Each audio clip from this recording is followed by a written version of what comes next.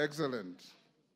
At the time we concluded, it was Honorable Kajwang from my left who had spoken. I'll now open the afternoon with the member for Ugenya.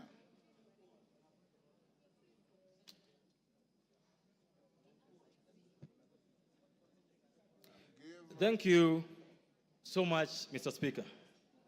Mr. Speaker, Article 132 of the Constitution of Kenya provides that the President will every year give a report to this House on the steps taken to implement Article 10.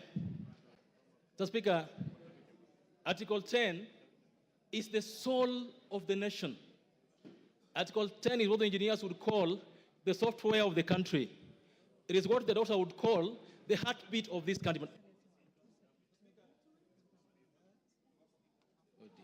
Mr. Speaker, through Article 10, this country gave to itself how they want to be governed.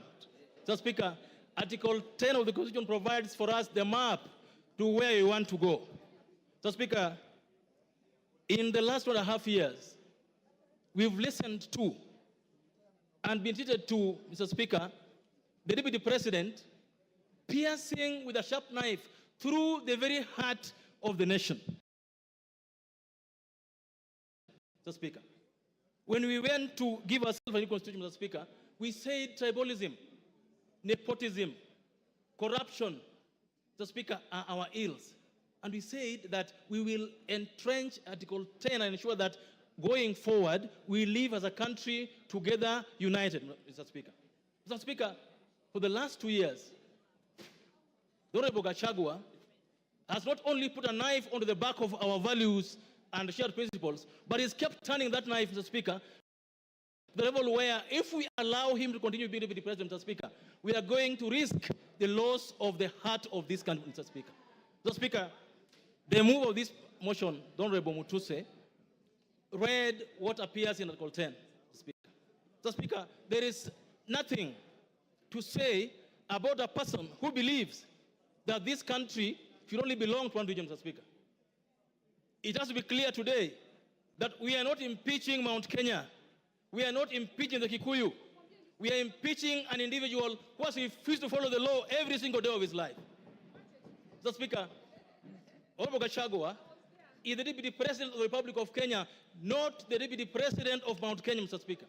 He is the Deputy President of Kenya Kwanza, not Murima Kwanza, Mr. Speaker. It has to be said today that if you are to build together, if you are to run a country that has shared values, shared principles, and shared prosperity, Mr. Speaker, all of us must believe that our leaders will live within the four corners of the law. Mr. Speaker, it is true, and it's been said by Kenyans, that we are all tribal. Of course, we all come from tribes. We also have our own tribal sentiments, Mr. Speaker. We all have our feelings about what should happen to our tribe, Mr. Speaker. Mr. Speaker, it's even been said that Kufa Dereva, Kufa Makanga. It's also been said that all of us sitting here today have some tribal things in our closet, Mr. Speaker. That is true. But, Mr. Speaker, and you are a seasoned lawyer, when you go to court and you are charged, and the others you are charged are not in court, they say, Rigiji, Gachagua, and others not in court. The case here today is that of Rigiji, not others not here today. The case we're dealing with today is the case of Makanga, not driver, not passengers. So, Mr. Speaker, we have to deal with a person who believes that his job is to represent Mount Kenya. Mr. Speaker, on this side sits members of parliament elected by Mount Kenya people. On this side sits members of parliament from Nyeri, from Kirinyaga, from Muranga, from everywhere. Those counties also have governors. Nobody appointed Rigiji to be the benefactor. No one appointed Rigiji to be the custodian of Mount Kenya. No one. Because our constitution provides for leaders from that place to represent them. Mr. Speaker, by his actions that are against Article 10 of the Constitution, Mr. Speaker, Rigiji has alienated Mount Kenya from the rest of the country. He is fought so hard to be the Mount Kenya kingpin, Mr. Speaker, and I believe that this House must impeach him so that he can go and be the kingpin of Mount Kenya, not the deputy president of this country. That's what we need to do this afternoon, Mr. Speaker. Mr. Speaker, yesterday I heard him mention the name of our PCS, the name of the Ford Kenya leader. Mr. Speaker, coalition agreements are done. Give him 1 minute. Coalition agreements are done between parties and among parties, Mr. Speaker. And if, for example, MDG Wayaran has shares in a government, the shares are for the whole country, not for a tribe or for an individual, Mr. Speaker. Mr. Speaker, today, I must say that we will impeach him. But all of us here today must also soul search that as you impeach Gachagua, have you lived a better life yourself as a Kenyan? Have you lived a better life as a leader? What have you done in your closet that reflects what Gachagua has done? We'll impeach him, but we must also change our ways as a country, from the president down to all of us who lead in this country, Speaker. I support and believe that he must be impeached. Commissioner Patrick Makau. Thank you, Mr. Speaker, for giving me this chance. Mr. Speaker, from the onset, allow me to give thumbs up for one Honorable Ecomas Mwengi Mutuse Massive. Mr. Speaker, I give him thumbs up for executing this motion and showing Kenyans that leadership is not about where you come from, who you are, but how you perform your duties. Mr. Speaker, this morning, I've heard many speakers talk to this motion. Mr. Speaker, I agree with the speakers who have said that yesterday and the week before, Mr. Speaker, I've been watching the Deputy President of this country doing rallies in town, going to churches, and Mr. Speaker, what we saw on Sunday was different from what we saw yesterday. In fact, Mr. Speaker, I want to advise us, even as politicians, sometimes we should listen to our advisors, and we listen to the right advisors.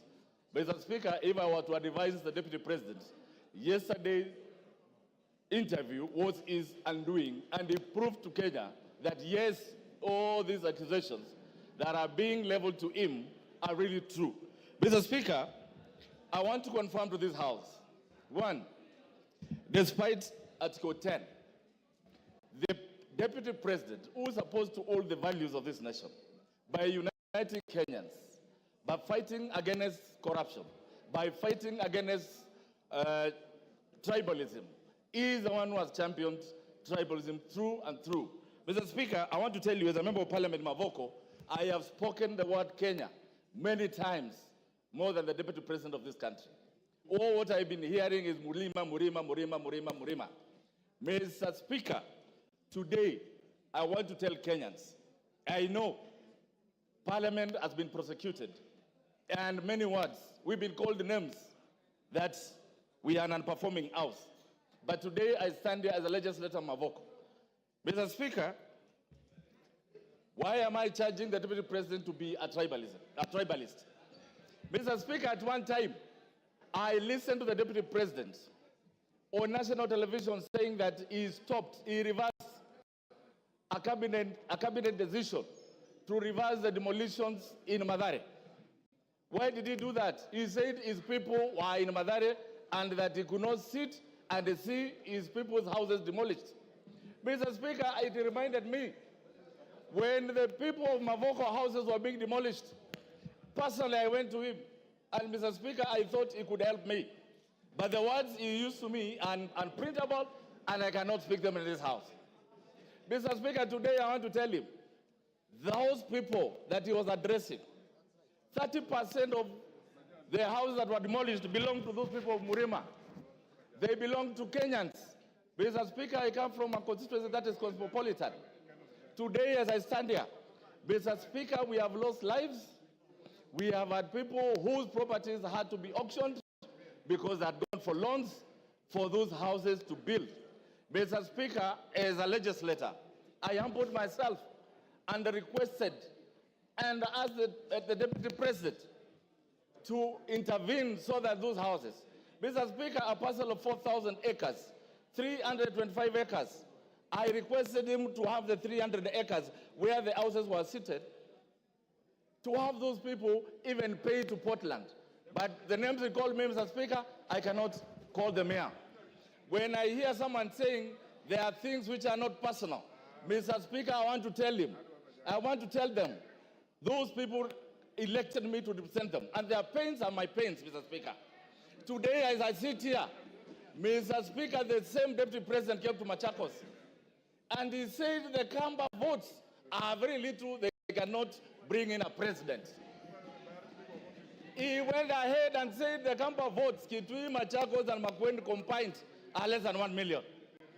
I want to remind the deputy president that the Kamba vote is more than 3 million. I want to remind him that Kamba nation produced Gay who took care of Kenyatta in prison. That same Kamba nation produced Munyao Kisoi, who flew the flag of Kenya during Independence Day. That same flag produced Muindi Mbingu, the former freedom fighter, who is my grandfather, Mr. Speaker. I want to remind him that same Kamba nation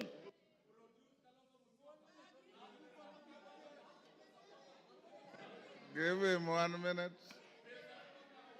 1 minute. Mr. Speaker, that same Kamba nation that you said their votes were useless, they are the ones who are running every night now, calling for them to come and save you in this budget motion. Mr. Speaker, I want to remind him that every tribe in this country is important and he should live to respect them. I support this motion for every reason and every accusation that he has been accused of. I thank you, Mr. Speaker. Honorable Sane.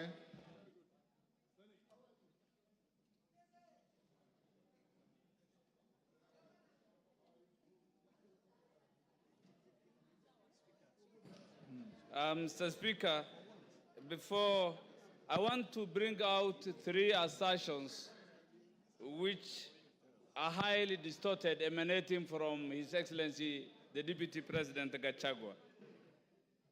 One, that he is a co-president. In every general election, 6 ballot papers are being issued to voters. And of the 6, 1 is for the presidency, and all Kenyans have voted His Excellency President William Samoei Ruto. I did not, and no Kenyan voted Gachagua for any position other than being escorting the deputy president to State House. Nobody, the president to State House. He was not elected. So the claim that he had acquired 7.2 million voters is unfounded, unfactual, and is just mere hallucinations, Mr. Speaker. So he's not a co-president, he is just merely an assistant to the president. A second thing, Mr. Speaker, he always talks of being trained in paramilitary exercises or acquired paramilitary training. He is supposed to be a symbol of harmony, a symbol of unity, not to intimidate, not to tell the citizenry that indeed he is military trained. That in itself bespeaks volumes on who his character is, Mr. Speaker. One other thing, yesterday he has made disparaging remarks on the Speaker of the National Assembly and the Speaker of the Senate. The fact that his impeachment is coming in front of this House today and thereafter proceed to the Senate, it wasn't befitting for him to speak disparaging, derogatory remarks on our Speaker and the Speaker of the Senate. On to the impeachment motion, Mr. Speaker. Article 150, I think the threshold has fully been met in impeaching the Deputy President Gachagua. His loyalty to the President is questionable. His visits, whenever the President goes out of the country, the Deputy President is never seen to see him off.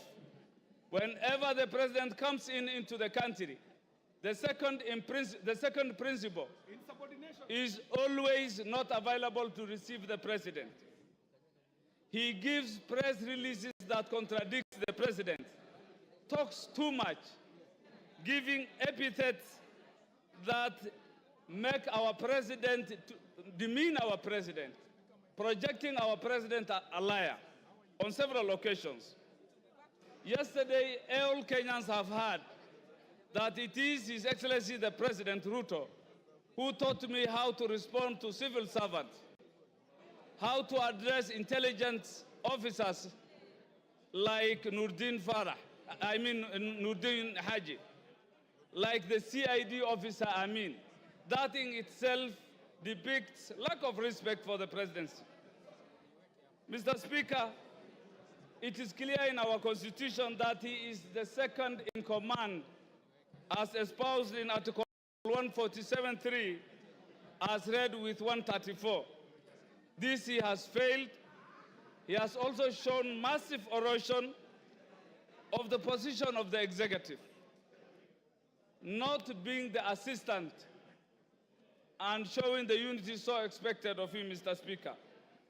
Mr. Speaker, the Deputy President severally pronounced himself on matters discriminating Kenyans, that he has gotten his share of cabinet secretaries in his region. Cabinet secretaries belong to all Kenyans, and I think that doesn't befit. He has addressed public servants in public, and in all aspects, he has violated Article 232, which is the same principles that is expected for the executive. Finally, Mr. Speaker, he also talked ill of public participation. The courts have declared themselves that public participation was well done, and yesterday it was clear that he was contemptuous that the public participation done by the National Assembly did not meet the required threshold. And that, I believe, is also being so contemptuous of this House. With those few remarks, I support the impeachment. Thank you. Rafael Wanjala.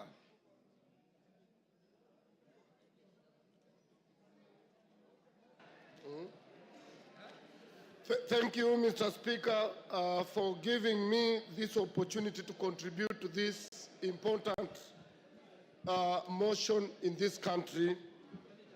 Mr. Speaker, this is my second motion since I became Member of Parliament, the second one to discuss impeachment of our Deputy President. Mr. Speaker, I'm very disturbed the way our Deputy President has been behaving, because the Deputy President is principal assistant of the President.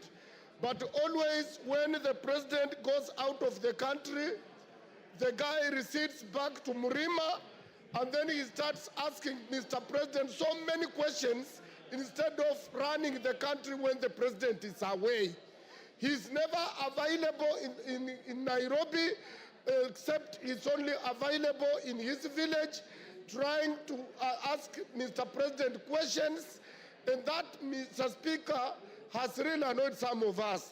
Mr. Speaker, when there were floods, this Deputy President, Mr. Speaker, was assigned by the President that he's supposed to take care of the disaster that was there at that time.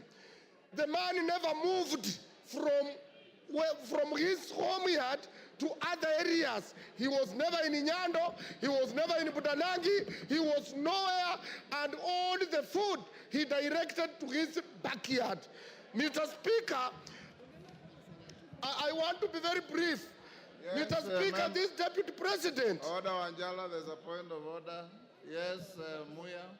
Honorable Speaker, is the member in order to say the Deputy President has never moved out of his backyard, while it is on record and on public domain that he has been in Kisumu, in Busia, in Mombasa, in all parts of the country? Mr. Speaker, the Deputy President will only be seen in those places when he is accompanying the President, but he has never come on his own to see the destruction of floods. Mr. Speaker, these people of EACC did a service to this country, because for you to be elected, you must go through EACC. Mr. Speaker, this Deputy President was a DO, and Mr. Speaker, he was a DO, and as a DO, he was sacked on 30th July 1997 as a DO. And the reason why he was sacked, and I will table this later, that the EACC did not do its work and it cleared him to be a member of parliament and to be a deputy president, yet he was not supposed to be because of his misconduct. Mr. Speaker, this letter is read as Mr. Geoffrey Rigathi Gachagua, District Officer 1, Laikipia, through Provincial Commissioner, summarily dismissal. Reference is made to our letter dated 19th May 1989 on your appointment to the position of District Officer. I and your response statements to show cause for gross misconduct, desertion of duty, and reported mismanagement of relief food for Laikipia District. These are thieves. In this regard, we wish to notify you that your employment contract has been terminated forthwith. Consequently, you are required to report to the Rift Valley Provincial Commissioner for handover and clearance. This was signed by Queen Rua. Mr. Speaker, this was a wrong man to be in this office in the first place. This one, for Kenya to grow, Gachagua must go. To stop tribalism, Gachagua must go. For Kenya to unite, Gachagua must go. I tabled the letter and I support the motion. Kagusha. Honorable Speaker, Honorable Kagusha. Honorable Speaker, Honorable Raphael Wanjala has produced a photocopy of a document that we cannot get its authenticity. Honorable Speaker,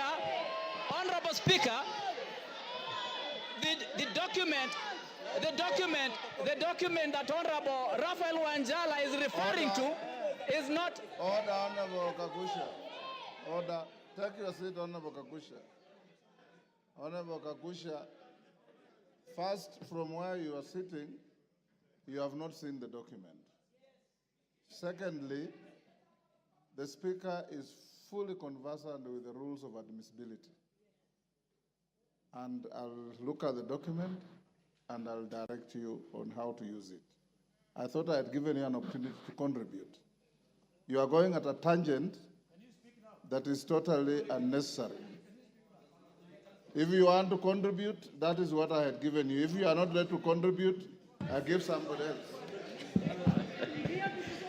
Thank you, Honorable Speaker. I want to stand, and I stand guided. Honorable Speaker, I want to stand to oppose the motion to impeach the Deputy President. Honorable Speaker, the reason why the new constitution brought about the issue of having a deputy president position, which is not an appointed position anymore, but a position that the president and the deputy would be conjoined together at the point of election, is so that the two of them can be able to work together. And that is what the country desired. That is what our people of this Republic of Kenya voted for in 2010 in the new constitution. Honorable Speaker, I want to believe that when we have been able to get the two of them, we should be able as a country, as much as practically possible, ensure that whatever misunderstanding and whatever differences that may appear or may exist between the two of them, yes, Kagombe. We get... Kagusha, hold. Honorable Gigi Kagombe, what's your point of order? Mr. Speaker, is the honorable member in order to disparage the Constitution and mutilate it in the manner he is doing by disputing the provisions of Article 150 of this Parliament to remove a sitting Deputy President? It is constitutional, it is written, it was passed by us in 2010, and that work is given and granted by the Constitution to this Parliament. Therefore, the fact that the President and the Deputy President were elected together doesn't stop the provisions of Article 150. So therefore, it should withdraw. Honorable Speaker, you know there's a reason why Honorable Kagombe is called Kagombe and not Kigombe. It's because a small cow jumps before he jumps, you know, a small calf. Honorable Speaker,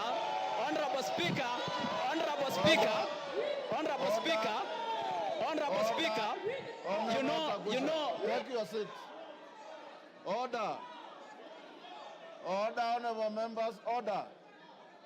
Order. Honorable Kagusha, take your seat.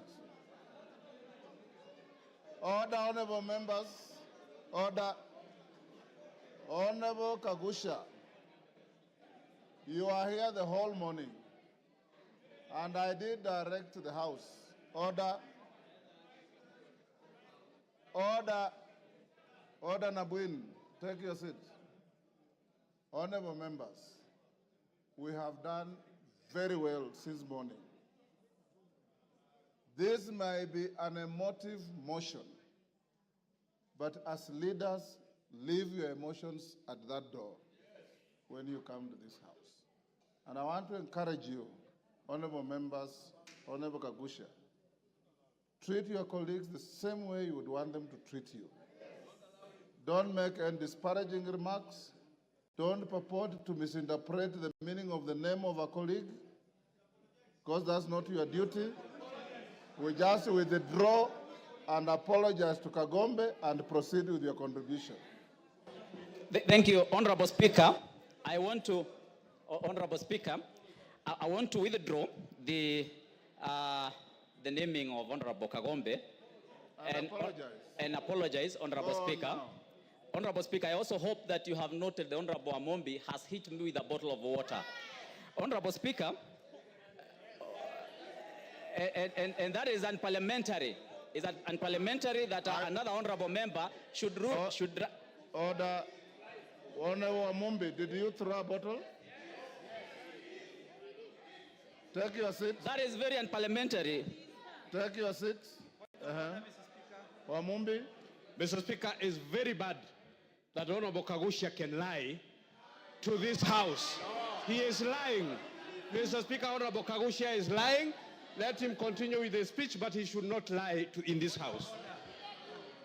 Order, honorable members, to the extent that the Speaker didn't see and Honorable Kagusha is not claiming any injury, let's leave it there.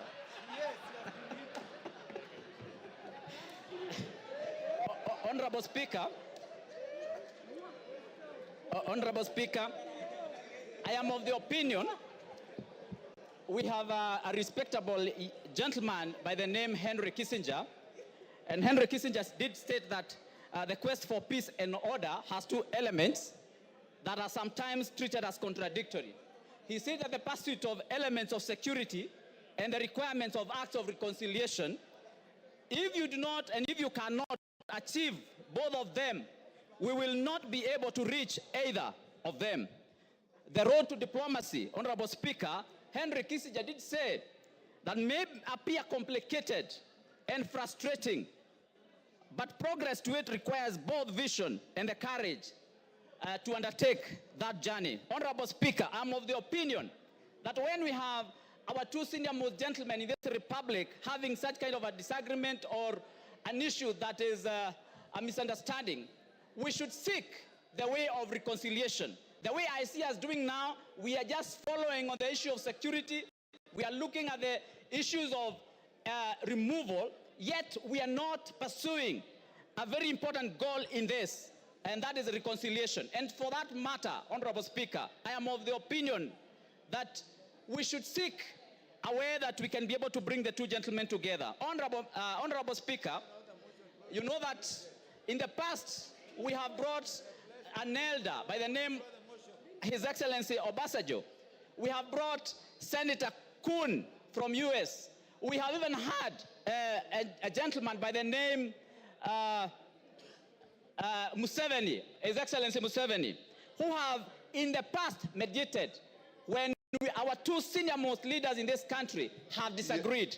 And for that reason, Honorable Speaker, I want to remind you that you have even had Kofi Annan in Kenya. I'm of the opinion that we should have gotten away. Hold Kagusha. Yes, Shimba. I want to inform Honorable Kagusha that by any dictionary that is known in this world, Honorable Speaker, I did not ask for information from Honorable Omar. Just relax. Order. Honorable Speaker, I do not desire to have any information from the Honorable your information. Take your seat. Finish up. Thank you, Honorable Speaker. So, Honorable Speaker, I would like to complete my statement. Yeah, finish up. Give him a minute. Finish up. Time is up.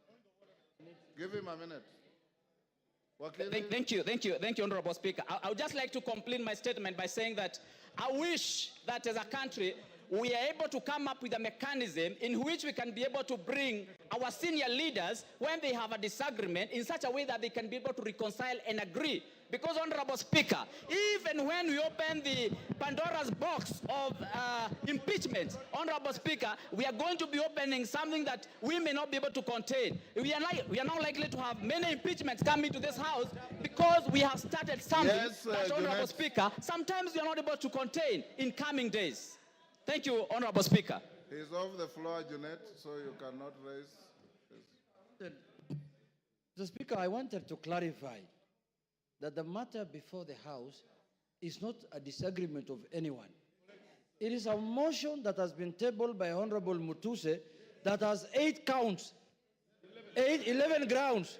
Mr. Speaker, we are discussing a motion that contains 11 grounds. We are not discussing any disagreements of anyone with his wife, with his boss, with his children, with his mother, with his uncle, with his cousin, with his farmer, with his cook.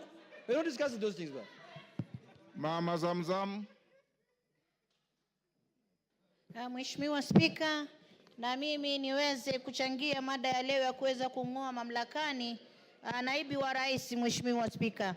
Mheshimiwa Spika, naibu wa rais amekuwa akizunguka Kenya nzima. Na akizungumza, mimi kwanza nilikuwa nauliza Mheshimiwa Spika, naibu wa rais amesahau dawa zake kumeza ama kuna shida Mheshimiwa Spika? Kwa sababu Mheshimiwa Spika, naibu wa rais alikuwa akizunguka kila mahali. Anazungumzia mambo ya ukabila, anazungumza mambo ya shares. Mimi najiuliza, Mombasa County Mheshimiwa Spika, sisi ndio tulikusanya ushuru zaidi tukawa nambari 1 Mheshimiwa Spika. Lakini naibu wa rais akizungumza, anazungumza mambo ya shares, mambo ya mlima, mambo ya nini. Na Mheshimiwa Spika, ukiona naibu wa rais anaweza kumkosoa rais mbele ya wananchi Mheshimiwa Spika. Mheshimiwa Spika, Honorable Wamchomba, hold Mama Zamzam, hold her time. Yes, Honorable Wamchomba.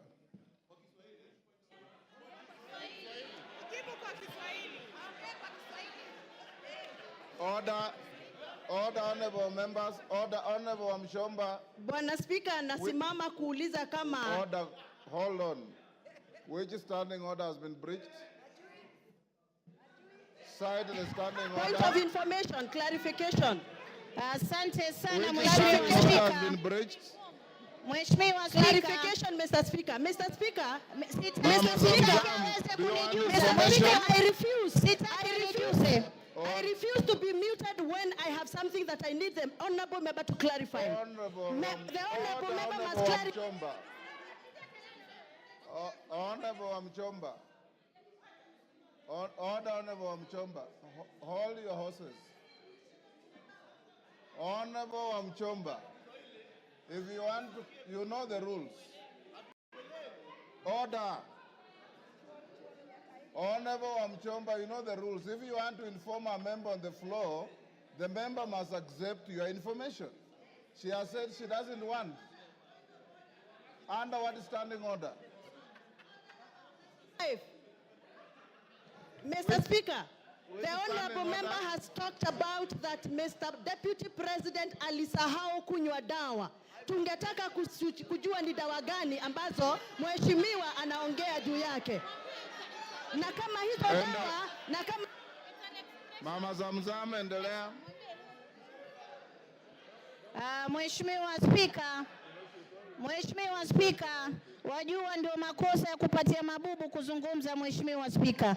Mimi nimesema huenda ikawa, sijasema amesahau, nimesema huenda ikawa, nilifikiria, nilikisia. Lakini Mheshimiwa Spika, kiongozi kama yule ambaye siku zote anajua makabila yote Kenya tunakaa kwa amani, tumeoana, tunaelewana, Mheshimiwa Spika, anataka kuturegesha kwa makabila kama vile tulivyokuwa na mambo ya Kaya Bombo, kama tulivyokuwa na zile baada ya kura za 2007 2008. Mheshimiwa Spika, watu walipoteza maisha yao kwa sababu ya ukabila. Mheshimiwa Spika, mimi nakaa nikishangaa. Deputy President alikuja Mombasa, amesimama juu ya gari anatafuna ndizi na mahindi choma. Mheshimiwa Spika, kwanza alitupa takataka pale, alikuwa juu kama kuna watoto wetu ndio ufagia. Mheshimiwa Spika, Mheshimiwa Spika, pale juu ya gari Deputy President anazungumza akisema kuwa yule gavana atoe pesa za floods wakati anajua 14 billion kutoka World Bank ambayo ni ya disaster management. Mheshimiwa Spika, zilikuwa kwa ofisi yake na aliziramba. Mheshimiwa Spika, alikuwa anajua 6 billion tuliweka hapa katika bajeti. Mheshimiwa Spika, hakuzileta Mombasa. Mheshimiwa Spika, yule ni kiongozi wa kugonganisha watu. Mheshimiwa Spika, na ndio maana najiuliza kwa miaka miwili kampuni 22. Mheshimiwa Spika, hata mimi moja sina. Miaka miwili kampuni 22 na zote zina 5.7 billion ya mtoto, ya mke, ya nani, kisha bado unaenda kuchukua mali ya ndugu yako, unaacha mayatima, unaacha mjane, unamtesa, kisha utatuambia nini katika taifa la Kenya? Mheshimiwa Spika, mimi leo nasema ang'atuliwe, nasema kwa kutesa mjane Gachagua must go, kwa kukula pesa za mahindi Gachagua must go, kwa kutesa ukabila na Kenya Gachagua must go. Asante sana Mheshimiwa Spika. Ngogoyo.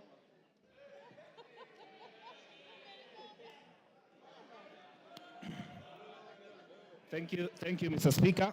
Mr. Speaker, sir, I rise to oppose the motion by the Honorable Mwengi Mutuse, Member of Parliament for Kibwezi West. Mr. Speaker, I, representing the people of Kajiado North, Mr. Speaker, I have gone through the motion and the issues that Wakili Mwengi Mutuse has raised. And Mr. Speaker, I pick on a number of issues that I would want to draw the attention of this House to. Number one, Mwengi Mutuse says that all we need to do is to just believe the things he has tabled here are true. We cannot believe what he says is true. We have to cross-examine. We have to look at them properly. Mr. Speaker, I have gone through the evidence that he has provided on some of the issues. And Mr. Speaker, having 21 companies, according to Mwengi Mutuse, is an intention for the Deputy President to launder money, and therefore he should be impeached. Mr. Speaker, he did not say money has been laundered, but it is an intention. And he says it is enough for this House to just believe and therefore impeach. Mr. Speaker, I say no to that impeachment. Number two, Mwengi Mutuse, former Chief of Staff in Machakos County Government and the current Member of Parliament, is giving hearsay that he has heard. Mr. Speaker, he has said in his submission that they were officers who were coerced to write to change in the Ministry of Lands without tabling any evidence from the document that he has provided. Mr. Speaker, this House cannot go with hearsay. It is not possible for you to make a decision out of hearsay. Mr. Speaker, in his accusations, he says that the Deputy President is a Mount Kenya person, makes issues based on Mount Kenya. I am the Member of Parliament for Kajiado North. He has visited my constituency for a development tour. The executive, through the State Department for Education, Mr. Speaker, constructed classes, courtesy of his visit in Enoma Tasiani Girls Secondary School, a school that rescues girls, specifically from asylum. Mr. Speaker, the only girls' school that we have in my constituency, the Great Kajiado North.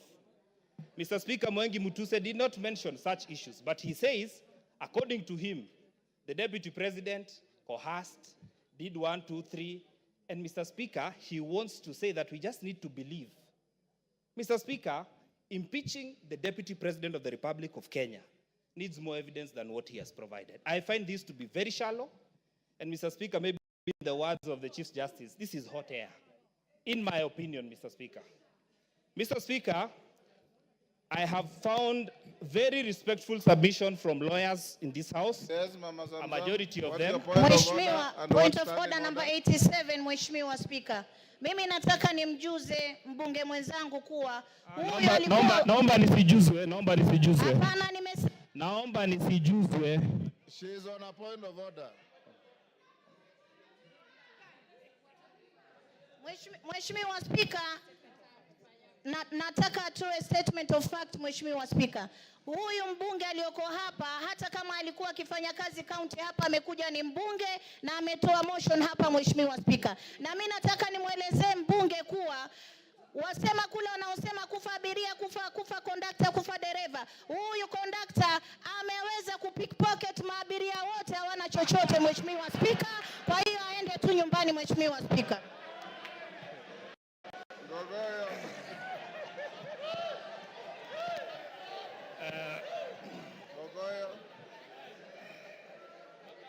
Thank you. Thank you, Mr. Speaker. Yes. I choose to stick to content. Your time I is up. choose to stick to matter. Go on. I choose to ignore the honorable member. Mr. Speaker, I therefore want to submit to this House that, Mr. Speaker, when a whole deputy speaker of this assembly goes to a public function in Nandi and says that I will oversee the impeachment of the deputy president, and comes to this House and is expected to vote, do you expect fairness?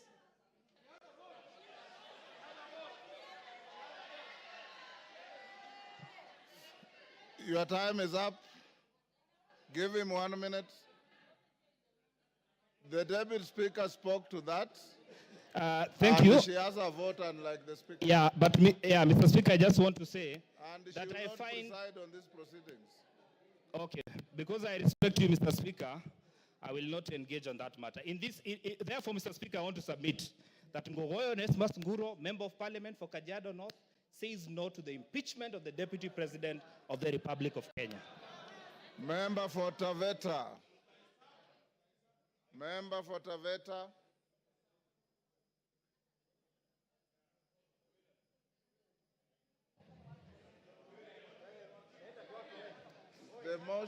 The mic is there. Can I have this one? Is This it one working? is short. There you are. Thank you, Mr. Speaker. For a start, Mr. Speaker, I rise to support the motion by my learned colleague, Honorable Mutuse. Most of the things, Mr. Speaker, have been said, but allow me to say a few things. Number one, allow me to borrow on the then Council of White House during the Clinton administration. He said, impeachment is not a remedy for private wrongs. It's a method for removing someone whose continued presence in office would cause danger to the nation. Mr. Speaker, my position is the continued stay in office of the Deputy President Rigathi Gachagua is a threat to the nation of Kenya. I continue by saying this, Mr. Speaker. Between 1963, when we got independence, we had a vice president in the name of Jaramogi Oginga Odinga. He never said, do not touch Luo Nyanza. During the President Moi's regime, we had George Saitoti. We had Musalia Mudavadi. He never said, do not touch Luya Nation. During the time of Stephen Kalonzo Musyoka, he never said, do not touch Ukambani. But we have a deputy president, Mr. Speaker, who is obsessed with a certain region in this country. Mr. Speaker, secondly, Mr. Speaker, much has been said by my learned colleagues in this House. But I want to borrow something, Mr. Speaker.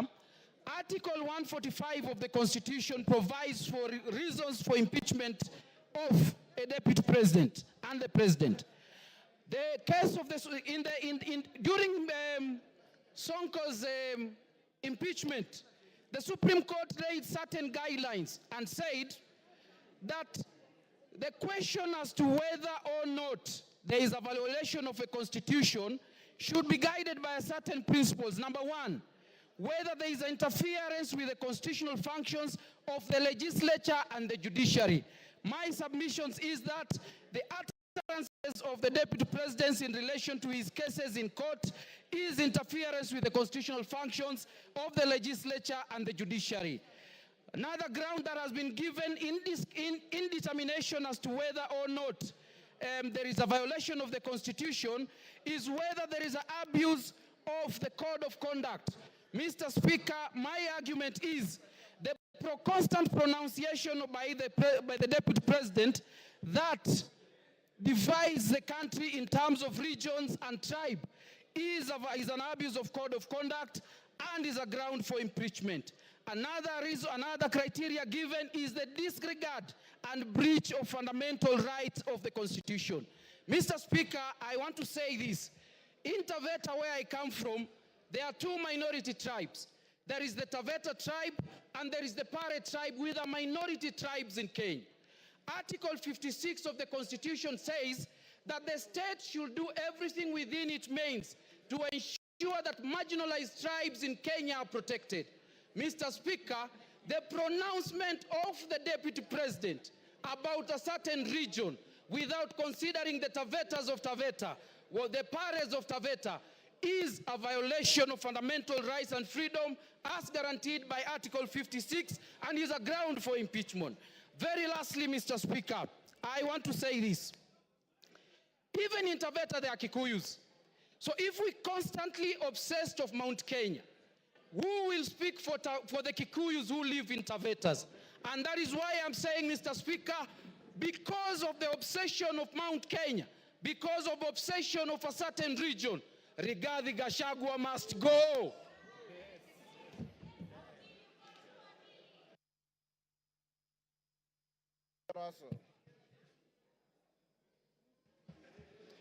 Thank you very much, Honorable Speaker. Honorable Speaker, I want to start with, there was a spat between the Pope and Napoleon in 1800. And this is what Napoleon asked the Pope. Pope, how many divisions do you have? Then the Pope replied, I have the Catholic Church. Honorable Speaker, yesterday, during the interview, the Deputy President came up strongly to almost insinuate that this parliament is a bunch of clowns. But this parliament is guarded by so many things. But the very important instrument this parliament wields is this thing called the Constitution. It is the supreme law of the land. Honorable Speaker, one of the reasons why the Deputy President must be impeached is the issue of national unity. He came on public stage to talk about one issue that eventually will discriminate the minorities. One man, one vote, one shilling. That is important in the way he says. But in a sense, the regions that are behind, that are discriminated, that are marginalized, will continue to be behind. Honorable Speaker, Article 56, A1, it talks about minority groups, why they must be in government, why they must be represented. Honorable Speaker, this country must move forward, and it must move as one nation, one people. We are of different nationalities. It is the Deputy President who stood in a public place to say that the problem of this country is the Somalis. The Somalis are part and parcel of this nation. They have done great contribution to this country, and they cannot be excluded for anything. Honorable Speaker, the second issue why the Deputy President must and he has to leave that office is on the matters of national security. He is privy to National Security Council meetings. He attends. Sometimes he could chair. for him to come out and divulge those information to public of need-to-know basis, then it means he has crossed the red line. Honorable Speaker, the third issue is Article 147. The Deputy President is the principal assistant to the President. And sometimes when the President is away, he's delegated to be the President. This happened in the 11th Parliament when Uhuru Kenyatta was attending ICC. And he wrote down that President Ruto will act on his behalf. It can happen even this time. If we have a president who is already determined to discriminate some parts of the country, then how do we trust him with power? Honorable Speaker, lastly, he is not assisting or supporting the president. Finance Bill 2024-25 was thrown out by Parliament, was thrown out by the people. Not that people didn't want it, not Parliament didn't want it, because he never supported it. He kept on campaigning against the finance bill. For those reasons, Honorable Speaker, I think the Deputy President must be impeached. Thank you, Honorable Speaker. Farah Maalim.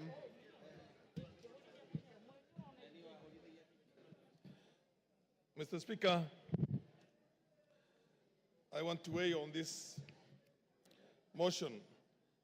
Mr. Speaker, we are not trying to reinvent the wheel again. We have had Deputy President. Before that, we have had Vice Presidents. One, Andrei Gromyko of Russia, was one time asked why he has remained as the Deputy President for so long. And somebody else said, to be a Deputy President, you have to have the capacity to sit on a block of ice with your pants down and make a green. A Deputy President is no more than a personal assistant to the President. And that's how it's provided for in all constitutions, all over. I haven't seen one in which certain executive authority is given to the Deputy President. In the US, if you remember very well, when John F. Kennedy was the president, there was a brother of John F. Kennedy who was Attorney General, who was called Bobby Kennedy. Bobby Kennedy literally did not think Lyndon B. Johnson was anything. But Lyndon B. Johnson kept tight, watched his cool, and later on he became the president of the US. In our own country, Mr. Speaker, can you protect me from our friends? In our own country here, I know many of you are not my age, you're younger than me, but a good number of you are also either my age or slightly older. When Moi was the vice president, which is the number 2, he was so humiliated, so much so that an SSP called Mungai slapped him in the State House in Nakuru when he was going to go and see his boss, who was the president. He did not complain publicly. He did not complain privately. He just went about his business. If you remember very well, when Kibaki was the deputy vice president of this country, which is number 2, he was dropped from being the number 2 and appointed a minister for health in the Moi government. He went to the president, thanked him for giving him the opportunity to be his vice for 11 years. Mr. Speaker, can you protect the House? It's too much sound. Let's go on.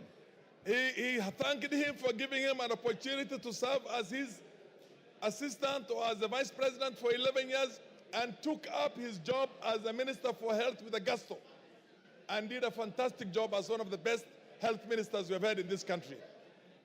Mr. Speaker, many people have been deputy presidents or vice presidents or number 2 in the executive here. I am glad I have been vindicated because about a year ago, I had said that Rigathi Gachagua is the worst number 2 in the history of this country. And I'm sure now I'm being vindicated. Order. Order, members. Order, member. Is that Masara? Yes. Maintain your silence.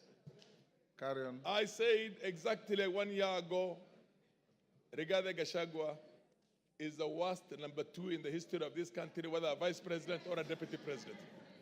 I'm glad I'm vindicated today. I remember when we had almost a collapse of the state and the nation in 2008, and we had the national accord on the floor of this house, and you were also a member of parliament. Raila Odinga was made the prime minister of this country. There was Raila Odinga, and there was also Kalonzo Musyoka, who was the vice president. Technically, in law, Raila was supposed to share 50-50 power with President Kibaki, but he was happy to say that he will support the president. And he supported the president until the term was over. I mean, that is what it's supposed to be. Here is somebody who literally, when this country is on the brink of certain serious problems, goes to Mombasa, and many of us believe that he was part of the so-called whatever, the riots that were there and the goons that attacked Parliament. And then he creates a parallel press conference in Mombasa in which he castigates the policies of his own boss. His own boss, including castigating people whose authority is driven by the appointment by the president and passed by this parliament, passed by this house. Mr. Speaker, this man is bad for this country. There is need, this man is a heartbeat away from the president. God forbid, if anything were to happen to our president, he is the president. He is a danger. There will be no Kenya. 1 minute. If Gachagua has anything to do with, as far as I'm concerned, he did not even give me the benefit of saying that, let's be careful with the Somalis, we don't like Somalis. He called us warrior. You know what I mean? He didn't give me even the respect or the courtesy. I could not say Mau Mau. I would say Kikuyus if I want to talk about Kikuyus, or look for any derogatory name. I will not look for that. He didn't give us even that respect of saying the Somalis of Kenya. He said warrior. They do not have any role. They are not shareholders in this government. And you know what? I come from a region, Wajir alone, Wajir County alone is bigger than Central Province, Mountain Region, Western Province, and Nyanza put together. In Nyanza, and you have not gone to Garissa, you have not gone to Mandera, you have not gone to Marsabit, where we share with our Cushitic brothers, you have not gone to Cielo. He's talking about half the country, and he thinks we are from Somalia. Time is up. Your time is up. Yes, Dr. Kogo. Thank you so much, Honorable Speaker. Thank you, my brother, for allowing me to pass on this information. Apart from what you have said, Mheshimiwa, the Deputy President of the Republic of Kenya is on record for insulting women as Malayas. And I want to go on record. He said that the one and only beautiful Honorable Jematia is a Malaya. And somebody can negate that, and I have to say it. I thank you so much, Honorable Speaker. Yes, your time is up.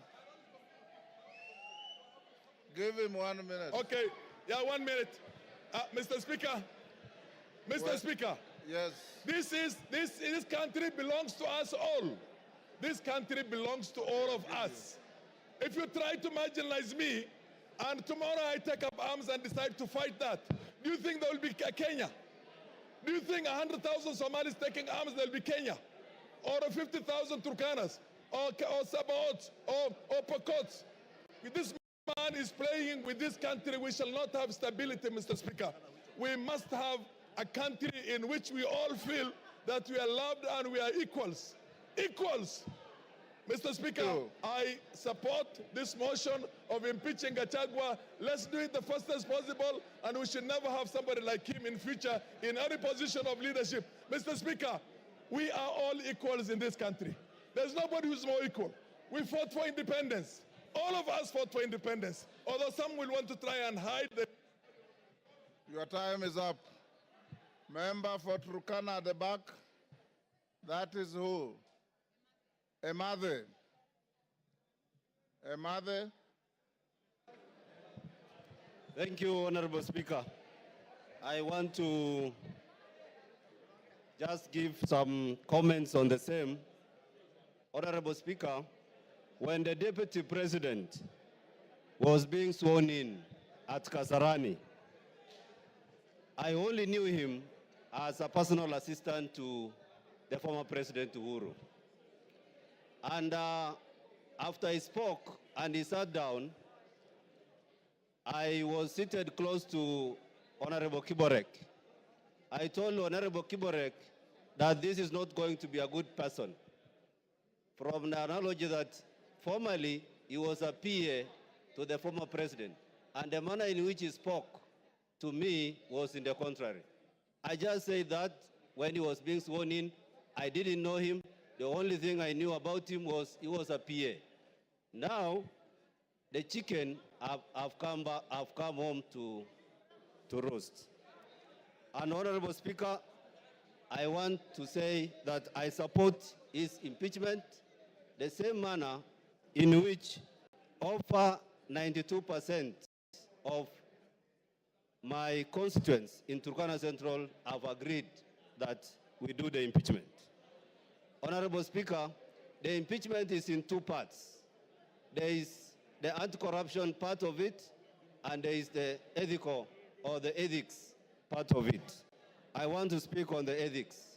And Honorable Speaker, here is a man who is full of himself. He is a very proud person, and Honorable Speaker, he doesn't even know what to say. He just speaks in the manner that does not depict him as the Deputy President of this country. Honorable Speaker, the Bible in the book of James brings out the bad part of the tongue. It says the tongue is this part of the body that is a world of evil. It is a fire. Honorable Speaker, the tongue corrupts the whole body. That is what the Bible says in the book of James. Honorable Speaker, in this juncture, I want to say that as a UDA member in the Kenya Kwanza government, I want to say that it says we are not in agreement to work together with the Deputy President. I am not in agreement as a member who was ascribed to the party that I may not be able to work with the Deputy President because we have to agree. And what we are processing today here, Honorable Speaker, is a divorce. We are processing a divorce because under Article 56, this is a man who will not be able to speak for the minorities. He is a man who will not speak for the marginalized. Honorable Speaker. Honorable Speaker, again, we are processing a divorce because this is akin to King Nebuchadnezzar, a man who was like everything in the Chaldean, in the city of Babylon. And Honorable Speaker, Kenya wants to unite. Kenya wants to kill the animal called tribalism. This is not the Deputy President that Kenya will require to kill the devil of tribalism. This is not the man who is ready to unite us. This is not the man who does not even know there are Elmolos in this country. He does not know that we have the Dasanach or the Merile in this country. Maybe at some point, because he has never been to Turkana, he does not even know the Turkanas exist in this country. And therefore, Honorable Speaker, this is not the man who can unite Kenya in the office of presidency. And therefore, I support his impeachment. Thank you, Honorable Speaker. Edith Nyenze. Edith Nyenze. Thank you, Mr. Speaker, for giving me this time to say what the great people of Getui West have sent me to come and say. I know that the Bible has been quoted from the two divines in several ways, but I'm also going to quote the Bible, and I'm going to quote from John, from chapter 8, from 7 to 11. And actually, these were teachers and of law and Pharisees who brought a woman to Jesus and they said that they found the woman in the act. And then they said, according to the law of Moses, such a woman was found in adultery, and she was supposed to be stoned to death. But what Jesus told them, he told them that if they do not have sin amongst themselves, they should be the first ones to cast the stones. But what these people did, they just looked and ran away.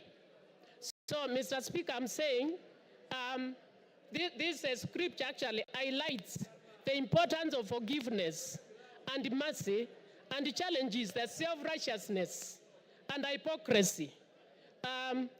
Actually, what I want to say is that there is also reconciliation. Reconciliation should be given room. Dialogue should be given room. If there was dialogue with a former prime minister, there was handshake with a former prime minister, why not give dialogue to even the deputy president? So give dialogue, give reconciliation for the peace of this country. What the people of Gitwe West told me is that they have more pressing issues. They have more pressing issues than this impeachment. And therefore they told me to say no to this impeachment, that they should be sorting their problems first before we even come to this impeachment. We have only 3 years to go before the end of the term. So why breach the peace? So whoever is righteous, let them be the first ones to cast the stone. Thank you. Honorable Kororia. Honorable Kororia. I will give Kororia. Thank you very much, Honorable Speaker. And I stand to support this special motion. The motion that regarding Gachagua, the Deputy President of the Republic of Kenya, should go home. Honorable Speaker, I can remind this House that during the swearing-in ceremony at Kasarani, the Deputy President humiliated Uhuru Muigai Kenyatta so badly before the nation and the visiting dignitaries in the Republic of Kenya. That was not enough, Honorable Speaker. After 3 months, he started attacking young people in Mount Kenya region, calling them Mongeke, to an extent of attacking Maina Jenga and calling him the leader of Mongeke, Honorable Speaker. Later, Honorable Speaker, he was not comfortable and satisfied with that.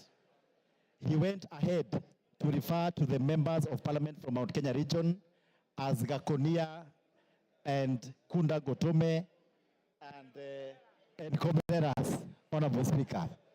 That is not acceptable, Honorable Speaker, because we all come from the same region and we are elected by the people. He went ahead, Honorable Speaker, to attack Raila Odinga and the Azimio fraternity, and saying that he has put Mitego so that they will not enter State House. And he was supposed to put Mitegos so that they don't enter Karen residence because he's not a president. Honorable Speaker, I want to say that we do not have 2 centers of power in the Republic of Kenya. We only have 1 president, and the sentiments of Rigathi Gachagua that they were elected together with President William Ruto is a lie. The person who was elected is the president. Gachagua was just a running mate, and there were no votes for a running mate, Honorable Speaker. Finally, yesterday during a press briefing, Rigathi Gachagua referred to this Honorable House as a theater of the absurd. And he's coming to this same house today. I don't know whether you are going to compel him to substantiate if he's coming to a theater or Parliament of Kenya. With that, Honorable Speaker, I'm saying Gachagua must go. Karoli Omondi. Thank you very much, Right Honorable Speaker. I rise to support this special motion of impeachment against the Deputy President of the Republic of Kenya. Mr. Speaker, when the wheels of fortune have enabled someone to rise to high eminence, such as the office of Deputy President, so much is expected of them. Unfortunately, from my own personal interaction with the Deputy President, and shortly I will give some examples, I feel he has fallen short of the expectations of that high office. I first came across Mr. Gachagua in the late 80s when we were at the university.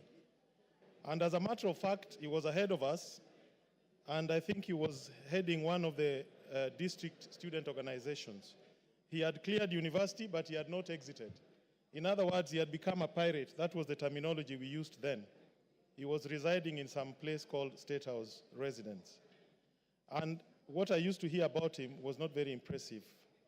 But nonetheless, on October 7th, 2023, which was exactly 1 year ago, in some place called Murngia, Alego, at the homestead of the late General Francis Omondi Ogola, together with Mheshimiwa Elisha here, Mheshimiwa Nyamita, Honorable Jalango, I've seen him somewhere, and His Excellency the President, we did meet with the Deputy President. And it was about 6:45, he received us warmly, but we were guests of General Ogola. And as you'd expect, a man of his status, you expected some decorum, temperance, prudence, good behavior. But unfortunately, some of these attributes were not present in his conduct. The Deputy President on that occasion did stand up and tell the President to our face that he had come down to get him from the Nyanza tour that we were undertaking, and that he had no business staying for too long in Nyanza. I looked at him and I wondered what was the problem with his compos mentis. In other words, was he of sound mind? And then I asked myself, we were the guests of the late General, why would he want us to exit the homestead of General Ogola? And it bothered me very much, because clearly that was what you and I, as lawyers, we call animus nocendi, intention to harm. Why would he insist that the President has no business being in Nyanza? He said it to our face 3 times, interrupting General Ogola when we were being briefed about the attack that had just been conducted by Hamas on Israel. That was my first time to interact with him very closely. The second time was on April 30th, 2024. No, 28th April 2024, this year, when we had floods in Suba and several people died. I did communicate with him by way of text. I sent him pictures, including that of a gentleman who had lost 3 children. And I asked him to avail to me the state resources that I could use to alleviate the pain and loss of my people. He did not respond. He did not call back. He did not show any interest. On 30th April 2024, I did contact Honorable Kagushia, who was sitting next to him at a rally in Nyeri. And I saw Honorable Kagushia whispering to him my message. And they texted me back that the Deputy President would come back to me. He never did. On 6th of May 2024, I again reached out to him. In his capacity as the coordinator of relief, he did not respond.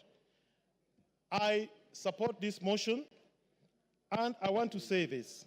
What I found with Honorable Gachagua is lack of education. Obama says, education is not a name of any degree or certificate that can be shown to others as proof. Education is the name of our attitude, actions, language, and behavior with others in real life. I'm on behalf of people of Suba South, I am supporting this motion, and I want to inform the House, our role today as a grand jury is not to establish beyond reasonable doubt any of these charges.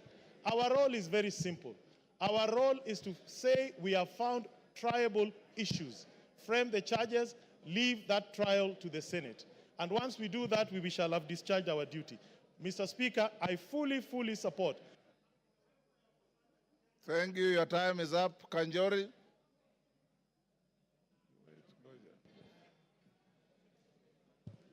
Thank you, Honorable Speaker, for giving me this opportunity. And Honorable Speaker, let me also add my voice to this very important motion. And let me start by saying I support the motion to impeach the Deputy President. Honorable Speaker, it should be understood that this is a motion that this House is making an attempt to save this country from a bad, divisive leader. Honorable Speaker, and allow me to thank the mover of this motion, Honorable Mutuse, for the courage that he has shown and the 291 members who have signed this motion. Honorable Speaker, I say the courage because, Honorable Speaker, for a very long time, Kenyans have been watching helplessly, including the President of this country. They've been watching helplessly the Deputy President moving around this country, dividing this country into shares and dividing this country in tribal lines. Honorable Speaker, let me say my reasons for supporting this motion. First reason, Honorable Speaker, in 2022, the country suffered a very bad drought. And the government responded by giving relief to the pastoral communities whose families, most families were left without able to feed their families. Honorable Speaker, the Deputy President took most of that relief food to areas that were not affected by drought. Honorable Speaker, Kenyans should understand that this is not a motion or an impeachment against a tribe. It is a motion to impeach an individual who has shown, to use the majority leader's word, a black man with a black hat. This is a man who has shown that he does not care about the country, but his interest is in a small region. But it is actually interest that is driven by self-interest. It is not that he loves that region.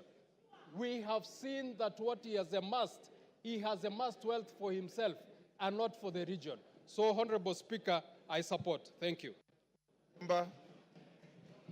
Wamshomba.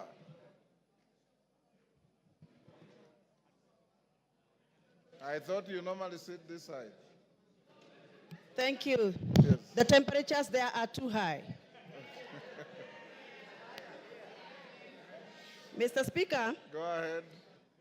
I rise to defend the Deputy President, Rigathi Gachagua, against what I am calling mob justice, a process that has not given him the right of reply, a process that has gone on, presented some fact checks to the villages, and disseminated information to the members of public without giving him the opportunity to defend himself.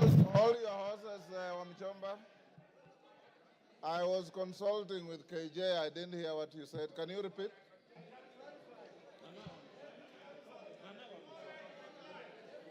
Can you repeat what you said? I can't hear you, Mr. Speaker. Repeat what you said. I didn't hear. I was consulting with Honorable Member for Dagoretti. I have said I rise to defend the Deputy President, the Honorable Rigathi Joyfrey Gachagua, against a process that I feel, personally as my opinion, it is mob justice against the Deputy President because he has not been given the right of reply before we went for public participation. That is what I've said. Honorable Wamchomba. According to the standing order here.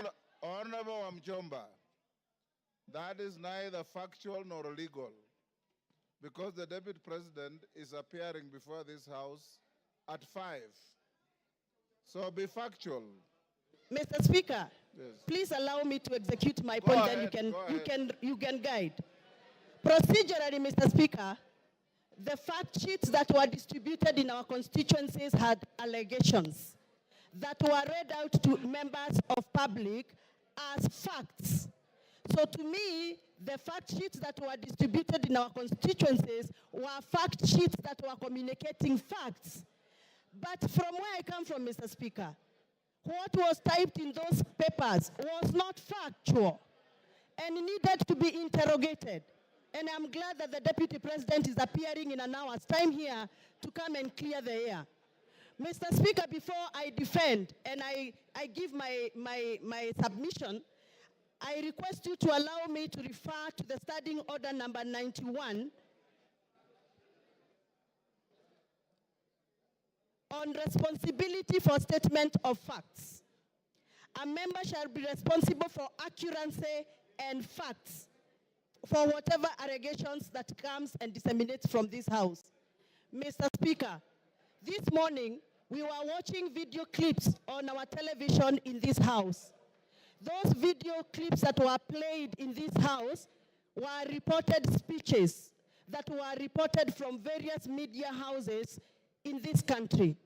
Mr. Speaker, according to the Kenyan Constitution and the Data Protection Act, it is our duty to clarify information before we disseminate and use it for a quasi-judicial process like we are handling today.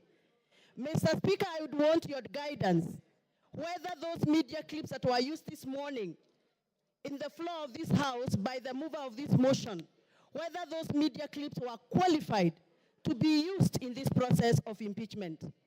Mr. Speaker, my other issue is I will be glad that the mover of this motion clarifies that the allegation around the corruption issues on procurement matters have been taken through the right areas of Auditor General so that we can have fact to discuss this afternoon.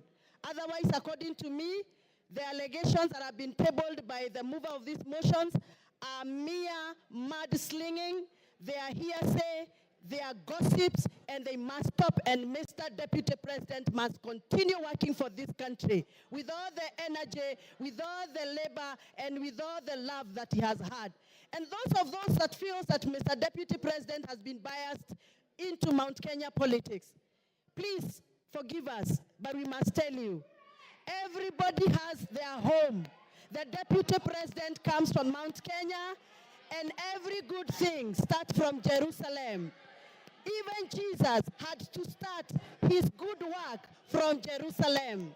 We are the Jerusalem. We shall continue allowing the Deputy President to do the work he's been doing in Mount Kenya, even as he tries and attempts to work in other parts of this country.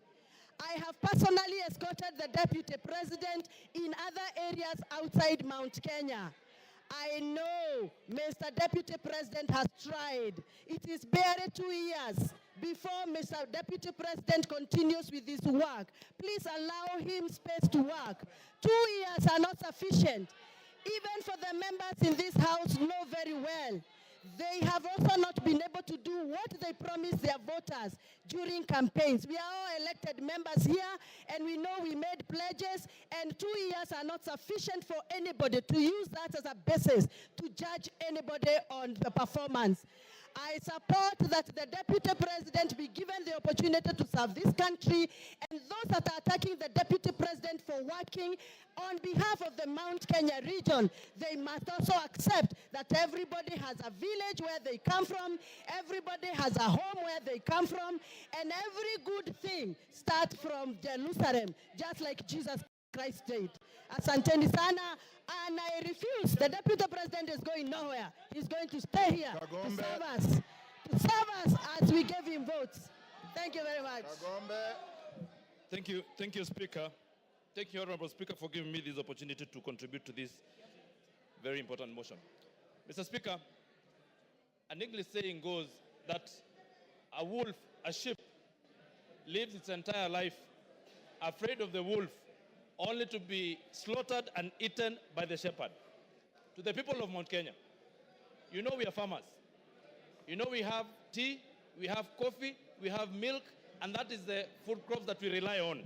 Mr. Speaker, I happen to be elected as a director of KTDA, where we hold small-scale tea farmers and where we do business for the farmers. Mr. Speaker, we have had a problem, a huge problem, of monies being diverted to the said hotel in Kilifi. Last year, the money that was supposed to be going to distribute fertilizer, 53 million shillings, Mr. Speaker, was diverted to go to personal use at a hotel. Mr. Speaker, as we speak here, as we stand here, the people of Mount Kenya have been burning their tea bushes and factories because we have a glut in Mombasa that has been occasioned by the influence of the Deputy Speaker who was given, Deputy President who was charged with the responsibility of making sure that those people who voted the government in benefit and reap from their hard work and their sweat. Mr. Speaker, they will not see the hard-earned money that was supposed to go to their pockets because the Deputy President of the Republic of Kenya, after being charged with the responsibility of making sure that we have guaranteed minimum returns for those farmers, he continued to go and give guaranteed minimum returns to himself and to his family, to his children, to his spouse, and to his colleagues that we have seen they share companies with. Mr. Speaker, as we stand here, we have lost our milk industry. We have lost our coffee industry. You have seen that we have cooperatives where farmers are now stuck with their coffee. Because, again, the person who was charged with the responsibility of making sure that the sheep is safe is the one who went, took a knife, and ate the same sheep. Mr. Speaker, I know there might be some tension and people from the mountain feeling like everybody has been talking about the mountain, but even the mountain people are suffering. Even us, because there's someone who just hides under the pretext that he's an honest man, he's he's a truthful man, but he's a truthful liar, Mr. Speaker. Therefore, I want to say this. The seat of the presidency is a symbol of unity in this country. And when the deputy president stands and accuses the NIS, like he did in Mombasa, we live in a community, and even the people who are in the intelligence sector live in a community. There is a community, a world community of intelligence. When you disparage such an office, such a high office that is supposed to make sure that you protect and give us protection in this country, Mr. Speaker, that to me is gross misconduct and it is impeachable. Mr. Speaker, when you go to State House and you say that you have put traps for some people not to access State House, yet they are members of this republic, yet there are people that we respect like Raila Odinga, Honorable Raila Odinga. Mr. Speaker, we say that we cannot continue like that because we had lived a very good life before this campaign started from 2022 when people said that we are going to vote not anymore along the tribal lines. But we have seen that we have someone who has been given position of power and he has decided to use it for his own personal aggrandizement.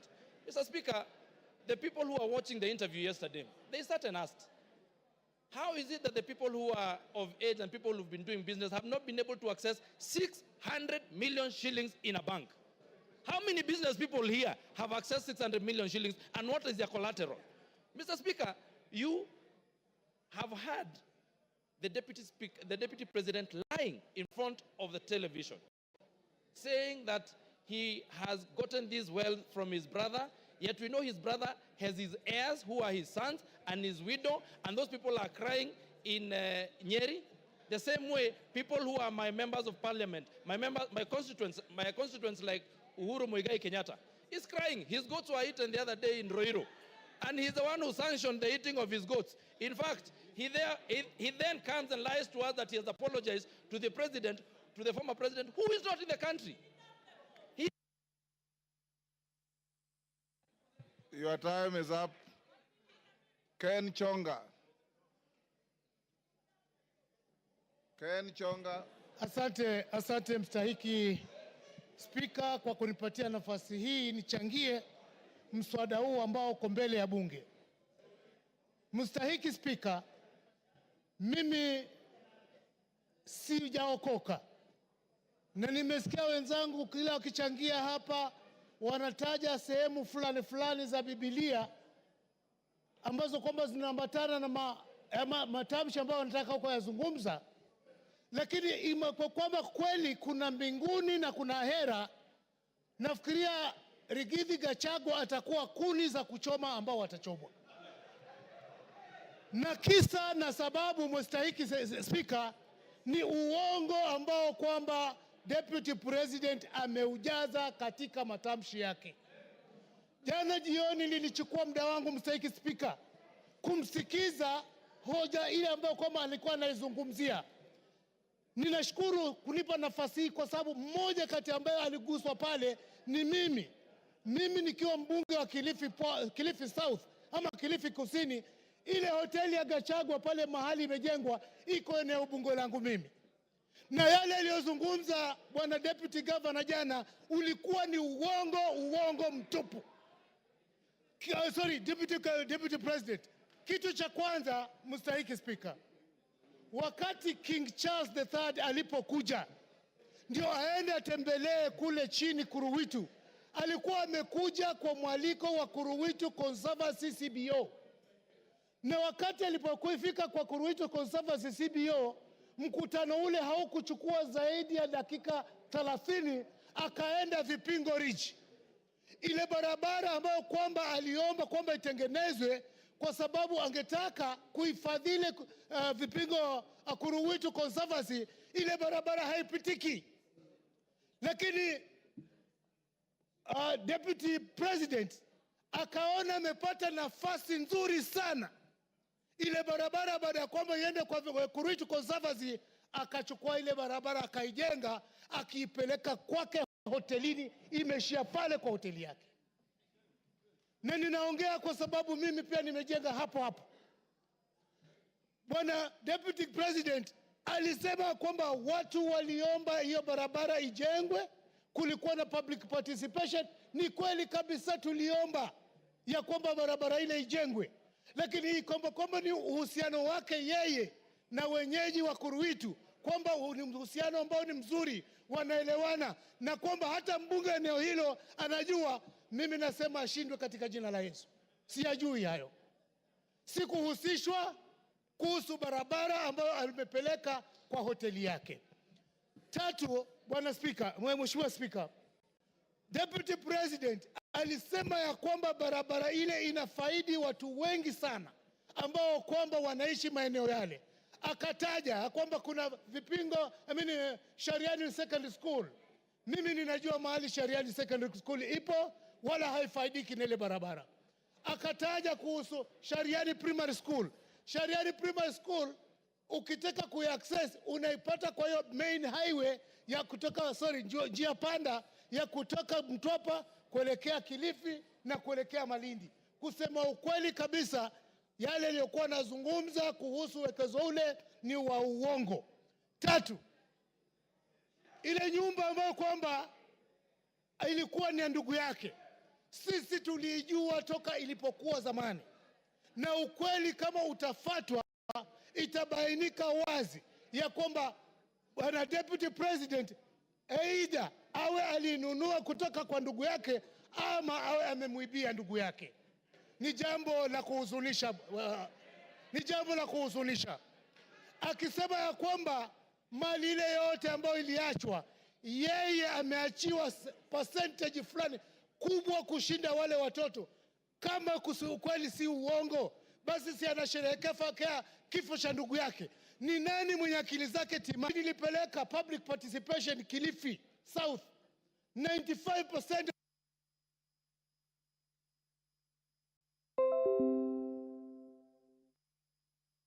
Give him 1 minute. Na asante sana mstahiki Speaker. Na asije akasema ya kwamba yeye alichaguliwa na watu sijui milioni 7, na ukweli wa mambo ni kwamba sisi ambao tuko hapa kama wabunge, sisi ndio tuna represent wale watu ambao walitualika pale. Kwa hivyo asiseme kwamba sisi hatuna uwezo wa kutoa amri au mamlaka ya kwamba yeye agatuliwe mamlakani. Langu ninasihi, wakati umefika. Unajua Mungu akitaka kukumaliza hukuweka kichaa. Mimi sijasema kwamba Deputy President ako na kichaa. Ninasema tu ya kwamba matamshi yake kama hata chunga yataelekeza kwamba tumshuku katika akili zake. Asante mstahiki Speaker. Bashir.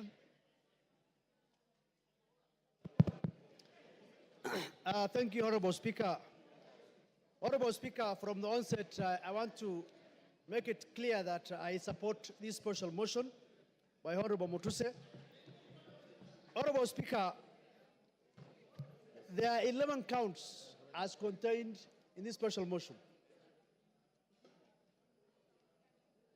What these 11 counts in total summarize and talk about is gross misconduct and issues of integrity. The holder of the office of the Deputy President is not a small man. He is just a heartbeat away from the presidency. Looking at the behaviors, actions, utterances of Deputy President Rigathi Gachagua shows you that he does not befit to hold the office of the Deputy President. Honorable Speaker, time and again, His Excellency Rigathi Gachagua has been talking about Murima, Murima, Murima. But one thing I want people to know is that the same Murima has people who have been elected by the same representative and who are in this house representing the people of Mount Kenya. Rigathi Gachagua is not the sole representative of Mount Kenya. They have MPs, they have women reps, they have senators, they have governors. He is supposed to represent each and every part of this country called Kenya. Unfortunately, he doesn't understand that bit. Sometimes in July, in a well-attended press conference in Mombasa, intelligence services, and especially in the person of the Director General. Now, look at this case. The Deputy President is a member of NSAC, the National Security Advisory Council. He sits in that council. If there are issues that he has with individuals running those institutions, the best place will have been that council. Now, you've been the Deputy President of the country. Instead of addressing matters in a perfect and constitutional manner, you address the press and taint the images of such officers, critical officers of security. That itself is quite unfortunate. Honorable Speaker, I listened to the press conference last night. One thing that perturbed me was the issue of His Excellency saying, I have gotten all these wealth from my brother. Now I'm asking myself, he doesn't have wealth of his own that he can tell the people? How come he is the one who gets more of the shares than the widows and the orphans?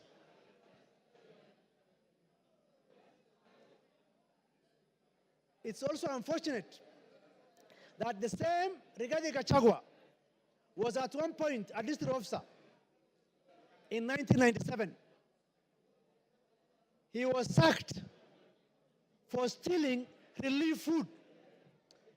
What is relief food supposed to go to? To the vulnerable people, vulnerable community of that area. He stole the relief food. We cannot continue to entrust one Rigathi Gachagua with the office of the Deputy President of the Republic of Kenya. We call upon this House to make history for the first time under the new Constitution to say that Rigathi Gachagua does not befit to hold the office of the Deputy President of the Republic of Kenya. The President and the Deputy President are supposed to work in harmony. They are not working in harmony. The President sometimes goes out of the country.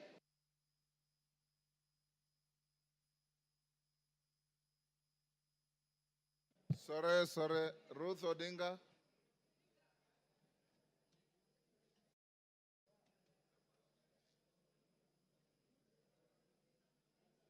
Give her the mic.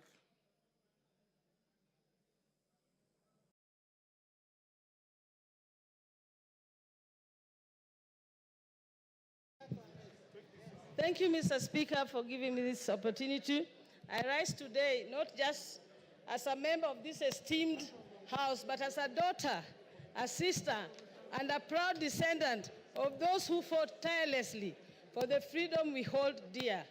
I urge us to reflect on the values upon which our great nation was built as we consider the impeachment of the Deputy President. I want to take you back to the times before independence. Jaramogi Oginga Odinga is one of the people who fought for independence. And the colonialists actually offered him to be to become the president of Kenya. He declined and left that for Jomo Kenyatta to become the president. And in 1964, Jaramogi became the first vice president of the Republic of Kenya.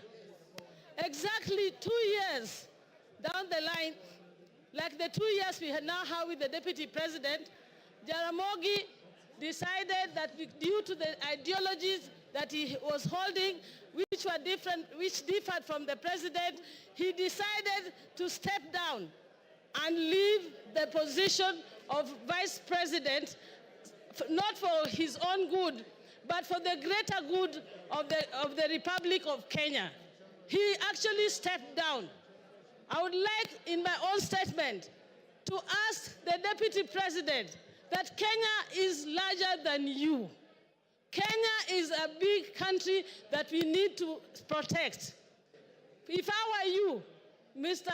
Deputy President, please take the honorable route that some of your predecessors had taken, like Jaramogi, and step down from this position of presidency. Don't take Kenya through the valley of the abyss you want, the dark abyss you want Kenya to go through. Secondly, I would like to say something. I was not one of the people who was actually wanting this impeachment of the deputy president. I felt that the deputy president's impeachment was not the main problems that we were having in Kenya, and that we had other issues. But having heard how the president spoke last night, I am completely convinced from that statement that the deputy president must go, and he must go as soon as possible. One of the reasons why I say that is that we are not here for our personal grandiose and our personal wealth. Kenya, if the deputy president is mourning because his father is going to turn in his grave because of the wealth that is being accused of, I wonder what the people like Bildad Kagia, Jaramogi Oginga Odinga, and all those who fought for us to get through this, to get to where we are, through multi-party.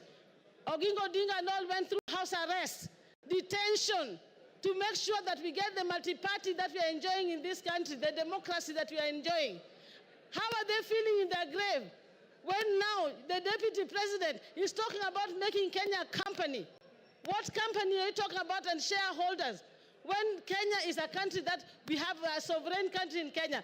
Mr. Deputy President, I was a bit on your side, but you have hanged yourself with your own rope. Whoever informed you to go to the TV yesterday did you a very big disservice. And for that, I support the motion.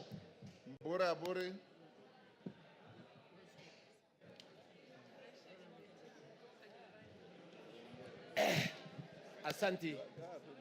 Asanti Bwana Spika kunipa nafasi hii. Yangu ni kidogo sana. Nikusema ya kwamba tunataka naibu wa rais yule ambaye si mkabila. Kwa sababu nchi yetu ya Kenya ni kubwa sana kusinda mtu. Tukiongea mambo ya mlima, kule kwangu Tigania East, tuko katikati ya mlima. Lakini ukiangalia katika hii kitabu ambaye, ukiangalia haya mashtaka yaliyo katika kitabu hii, ukiangalia ile mashtaka katika kitabu hii, ile zile kampani zote ziko hapa ni za Gachagua, bibi yake na watoto wake. Hakuna Mutigania, hakuna Mwegembe, hakuna Muimenti, hakuna Mluya. That means yeye mwenyewe alikuwa anatetea tumbo yake. Ndipo mimi niko hapa kusema eti ya kwamba sisi atupembelezani. sisi tunasema kwamba lazima aende nyumbani kwa sababu amekataa kuangalia mambo ya wananchi wa Kenya, na Kenya ni kubwa. Ingine ni hii, mimi nimekaa kule East Africa Community kipindi ya miaka 5. Nilikuwa na Jematia ambaye ni dada yangu. Katika kipindi ya miaka 5 sijawahi kusikia Jematia akiwa no malaya, lakini naibu wa rais alisimama akasema kwamba Jematia ni malaya. Ya kwamba mimi nikiwa Mporo Mtabori na support naibu wa rais aende nyumbani. Asante sana. Thank you. Women Rep Busia.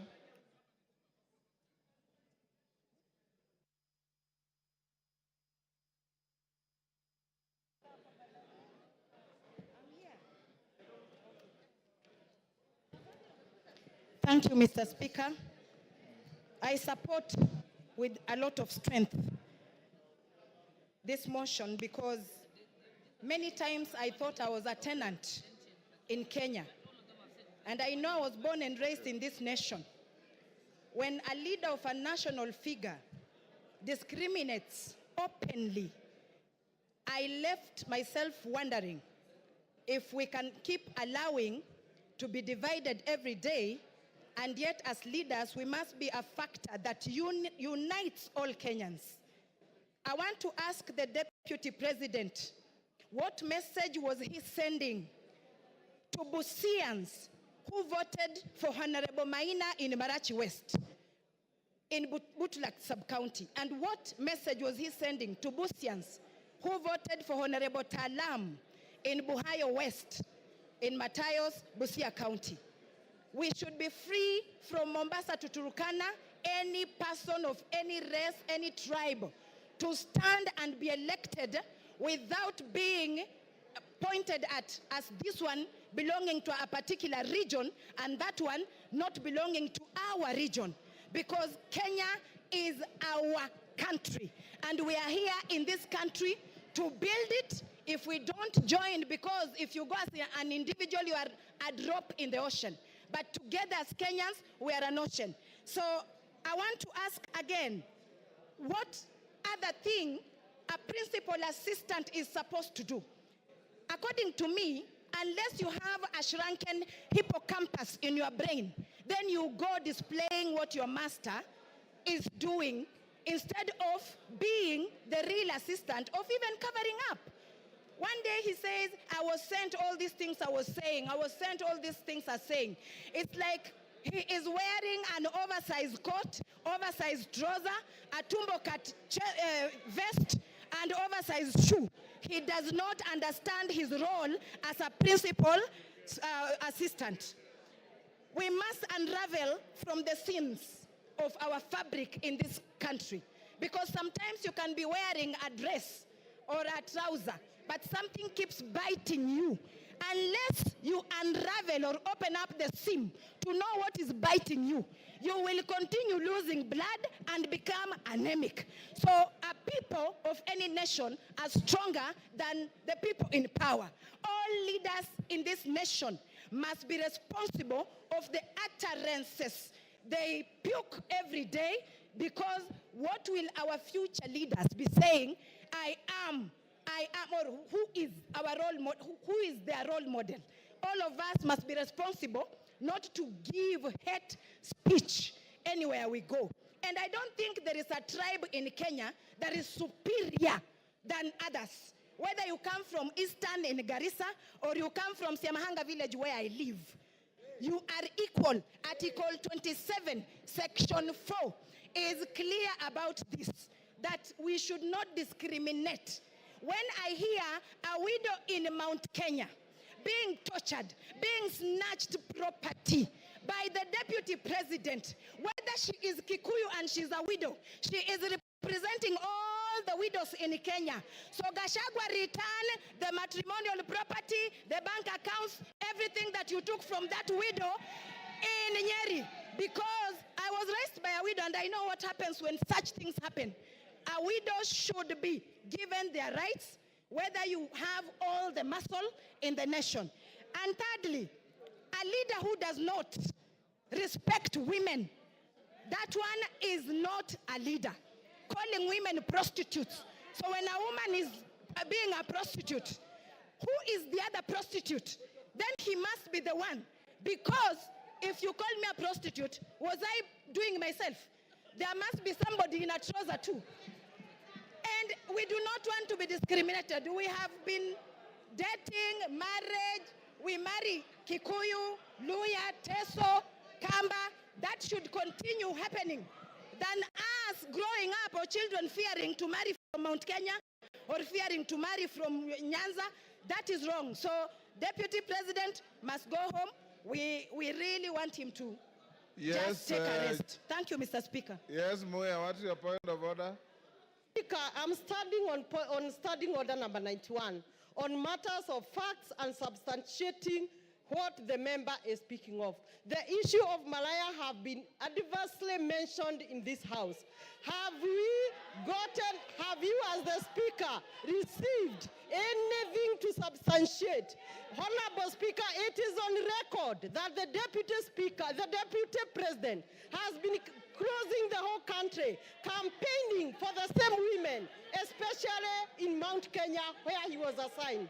So it is unfair that members can continue repeating, you cannot substantiate, and there is no evidence. We should You've have made your evidence. point. Honorable members, order. Take your seat. Honorable members, I want, with your concurrence, to reduce the time of the speakers to 2 minutes. Is that agreed? Is that agreed? For the purpose of the record, I'll put the question that we reduce time for speakers from 5 minutes to 2 minutes. As many as of that opinion say aye. Will those of the contrary opinion say nay? The ayes have it. Didymus, 2 minutes. Mr. Speaker, I want to be very clear that I support this impeachment motion. I say so because Kenya, we have more than 42 tribes. And it was never our permission to decide which tribe you belong to, Honorable Speaker. And we want every part of our country to feel part and parcel or properly represented by our Deputy President. The continued dividing of our country in shares, Honorable Speaker, in terms of how many votes that a particular area voted for the government, Mr. Speaker, it is making parts of this country feel like they're not part of this country. I think, in a nutshell, Honorable Speaker, because of time, I want to summarize what I want to say by saying that Kenya as a country, the position of the Deputy President, it requires a patriot. It requires an individual whom, when he speaks, the country listens with optimism. It doesn't require an individual who, when he opens his mouth, part of this country begins to bleed. This country doesn't require a villager in the name of the Deputy President. It requires a patriot, a statesman.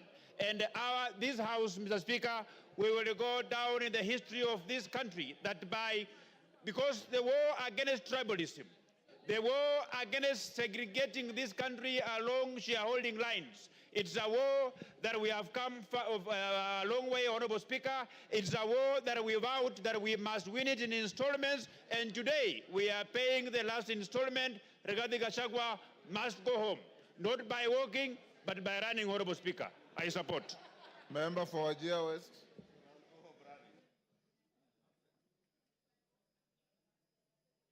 Please here. Thank you, Mr. Speaker, for giving me this opportunity. First, I rise, Mr. Speaker, reluctantly but firmly in support of all the articles of this motion. Mr. Speaker, I say reluctantly because of the following reasons. Normally, Mr. Speaker, as a Muslim leader, I don't rush to support this grave matter like this, to remove the Deputy President of the Republic of Kenya from office after just 2 years of election. But because of the conduct, the behavior of the Deputy President of this country, Mr. Speaker, I have no option but to support this motion. Mr. Speaker, I am a witness who went to the office of the Deputy President of the Republic of Kenya to request for assistance during the drought season to request for relief food for the people of Wajir West. But the utterances of the Deputy President of the Republic of Kenya was shocking, Mr. Speaker. He told me, Mr. Speaker, and I want to confirm to this House, that the Deputy President of the Republic of Kenya told me you have more than your share. It was shocking. I was dejected, hopeless, and left the office in protest, Mr. Speaker. Who disrespected and discriminated against the people I represent in this House. Mr. Speaker, today, as we speak, it's a historical day. And for that reason, Mr. Speaker, for unity of this House, of the country. Your time is up. Your time is up. Member for Tetu. Thank you, Mr. Speaker. You have 2 Mr. minutes. Speaker, from the onset, I rise to oppose this motion, to this special motion on removal from office by impeachment of the Deputy President of the Republic of Kenya. Mr. Speaker, when a man is down, in the spirit of Ubuntu, it is not good to crush him.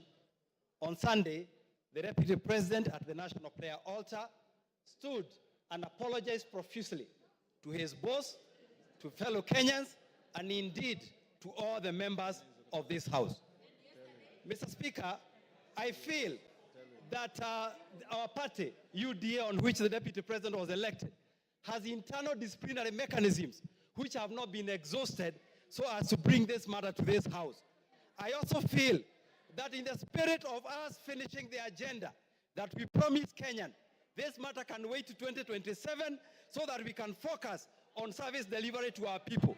Mr. Speaker, I will personally request the members of this House to find it in their heart to forgive the Deputy President. And I will personally. Mr. Speaker, you have had honorable member telling this House that in UDA they had not exhausted their disciplinary mechanism. Why did he then decide to sign on the motion? Why did he sign? Mr. Speaker, thank you very much. The matter of... One day to finish up.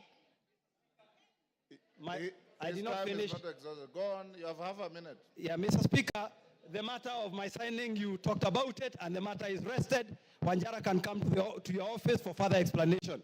Mr. Speaker, I personally would like to volunteer to lead other leaders in this country, elders, bishops, to ensure that we sit down with the Deputy President so that if there are any issues that he needs to correct, if there are any issues that he needs to align, he can align so that himself can continue serving the people of this country. He has some good in himself, and that good needs to be preserved so that he can finish his work. So, Mr. Speaker, I rise to oppose. Thank you. Umi.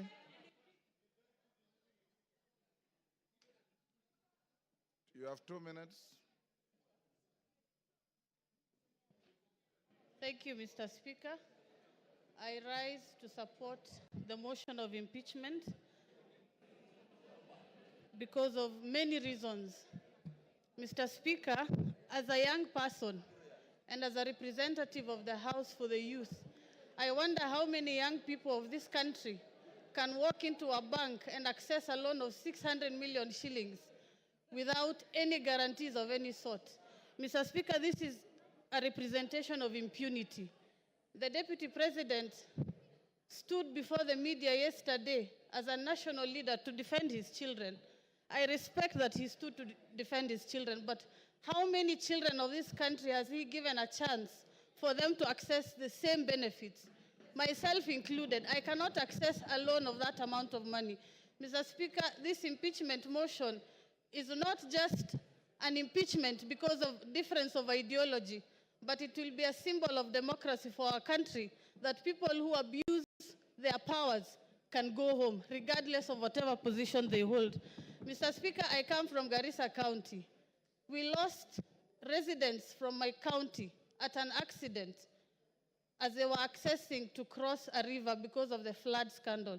Mr. Speaker, out of the 10 billion shillings that he had under his pocket, he only gave us 48 million shillings.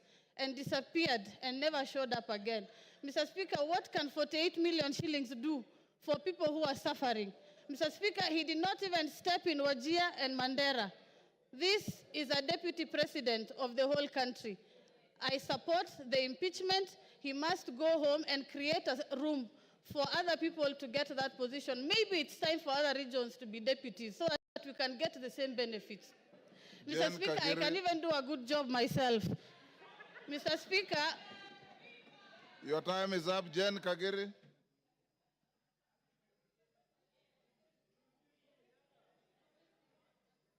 If you read the Constitution, you'll know that you don't qualify to be a deputy president at your age.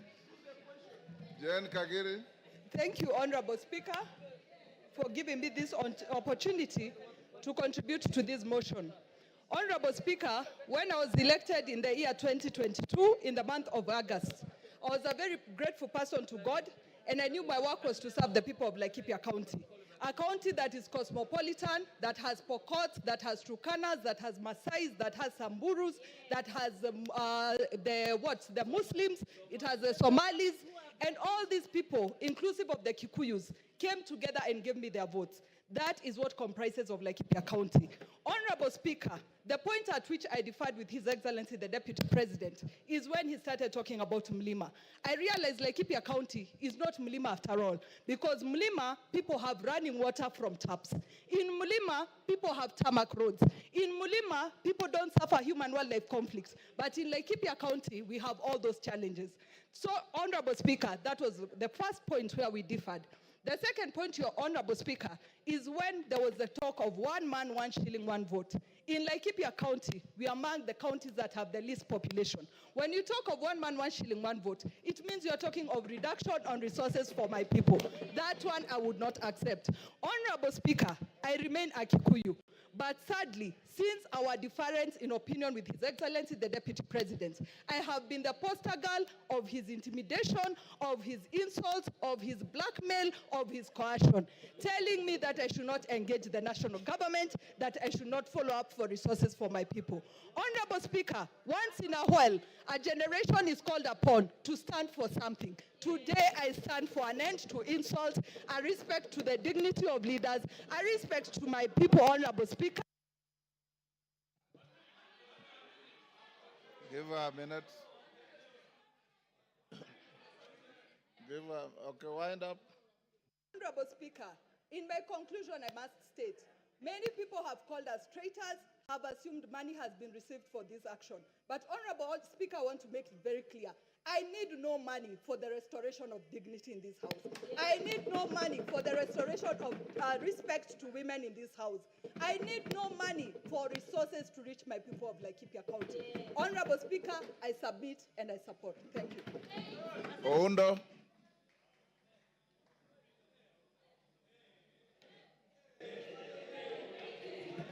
Honorable Speaker, thank you for this opportunity. Honorable Speaker, my attention is drawn to Article 125 of the Constitution. And Article 125 of the Constitution makes reference to the effect that any matter before that the Parliament has got the same powers as High Court.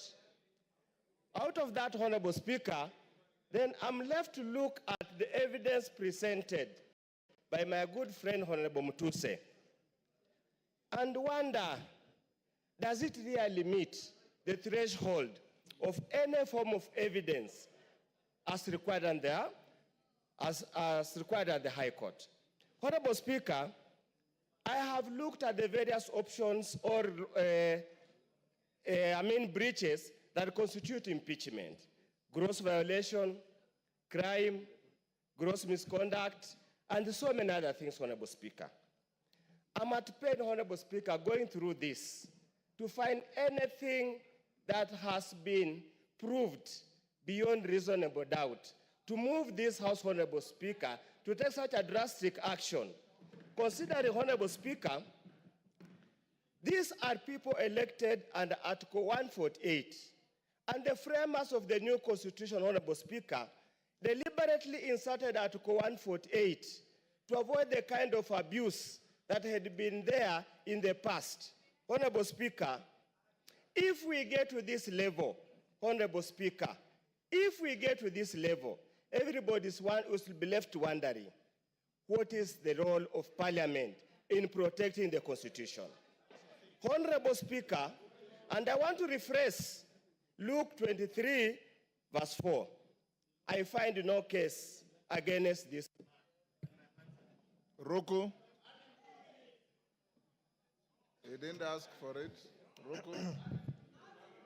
He didn't ask for any addition. Thank you, Mr. Speaker. Thank you, Mr. Speaker. Mr. Speaker, from onset, I rise to support this motion. Mr. Speaker, when I'm standing here, I'm thinking about the children of the most remote places in the Republic of Kenya. I'm thinking about the children in the remote places in Turkana, in Mandera, in Bere, very remote places, Mr. Speaker. It reminds me on Article 10 of our Constitution, which talks about the national values and principles of governance. And one of the principles which is enshrined in our Constitution, Mr. Speaker, is protection of the marginalized.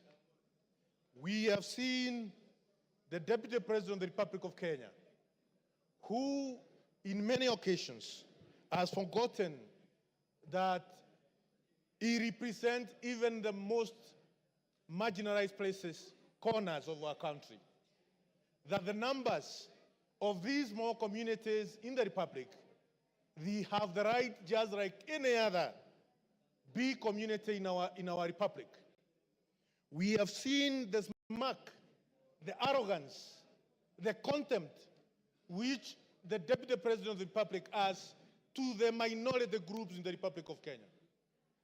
And coming from a marginalized community, a community which has been marginalized from 1963, Mr. Speaker, I want to state here and now that it's high time we sanitize the office of the Deputy President. Mr. Speaker, last week on Sunday, I was in... Your time is up. In Narok. Your time is up. Irene Mayaka. Thank you, Honorable Speaker. Honorable Speaker, I also stand to support the motion by my good brother, the Honorable Mutuse, in impeaching the person of the Deputy President of Kenya. Honorable Speaker, under unwarranted discrimination, in contravention of Article 27, Part 3 and 4 of the Constitution, the Deputy President has in so many occasions expressed that he only considers people he considers shareholders.